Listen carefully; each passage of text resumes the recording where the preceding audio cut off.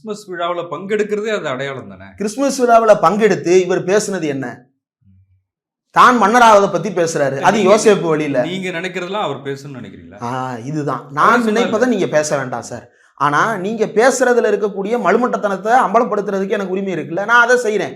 இதனால் நீ பேசினா நான் ஏத்துப்பேன்னு நான் சொல்லவே போறதில்லை. ஏன்னா உன்னை போன்ற நடிகர்கள் அரசியலுக்கு வரவே கூடாது அப்படின்றதா என்னுடைய நிலைப்பாடு. ஆரம்பத்தில் கூட ஒரு கருத்து இருந்தது, பரவாயில்ல நடிகராக இருந்தா என்ன அரசியலுக்கு வர்றதுல அவங்களுக்கு இருக்கு ஒரு உரிமை இருக்குல்ல அப்படின்னு யோசிச்சு பார்த்தா, இவர்கள் வரும்போதெல்லாம் இவங்களுடைய நார்சிசம் தான் வெளிப்படுது. அந்த நார்சிஸ்டிக் பிஹேவியர் தமிழ்நாட்டுக்கு தேவையில்லை. மலேசியாவில் தளபதி திருவிழா நடந்துட்டு இருக்குங்க. தெரியல, ஏதோ ஒரு சேனல்ல வந்து அங்கங்க பிச்சு லைவ் போட்டுக்கிட்டு இருக்கிறாங்க. 4ஆம் தேதி டெலிகாஸ்ட் பண்றதுக்கு யாருக்கோ வித்துட்டாங்க போல, ஆல்ரெடி ரைட்ஸை வித்துட்டாங்க.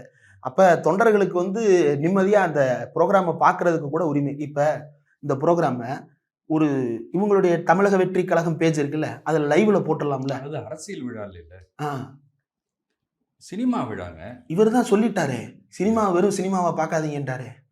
எனக்கு சமூக பொறுப்பு இருக்குன்ட்டாரு. சமூக பொறுப்பு இருக்கிறவன் தான் லட்சக்கணக்கில் டிக்கெட் போட்டு விற்கிறானா? இந்த விழாவுக்கான டிக்கெட் காஸ்ட் எடுத்து பாருங்க. இங்கேருந்து யாரால போக முடியும்? இவங்களே பேட்சா ஒரு 10 பேருக்கு டிக்கெட்டை போட்டு கூட்டு போயிருக்காங்க வழக்கம் போல. அதுதான். மற்றபடி அங்கே இருக்கக்கூடிய எல்லாமே விற்பனை செய்யப்பட்ட டிக்கெட்டுகள் தானே. அந்த காசு யாருக்கு? இதுதானே சொன்னேன், 200 கோடி விட்டுட்டேன்னு சொன்னேன்ல, வியாபாரத்தை விட்டுட்டு வரேன்னு சொன்னேன்ல. விட்டவன் எதுக்கு இவ்வளோ போய் காசு போட்டு டிக்கெட் விற்கிற? டிக்கெட் விற்கிறது வித்த காசுல என்ன செய்ய போறீங்க? அதை ஏன் லைவ்ல தமிழர்களுக்கு லைவ்ல காட்டுறதுல உங்களுக்கு என்னங்க கேடு? ஆன்லைன்ல காட்டினா கூட்டம் வராது, கூட்டம் வரலைன்னா காசு வராது, காசு வரலைன்னா படம் ஓடாது, படம் ஓடலை அப்படின்னா அவ்வளவுதான் அரசியல். அது ஒரு பிசினஸ் தானே சொல்றாங்க. அப்ப இன்னும் பிசினஸ்ல தான் இருக்கிறாரு அவர் இன்னும் படத்துல இருந்து கடைசி பிசினஸ்.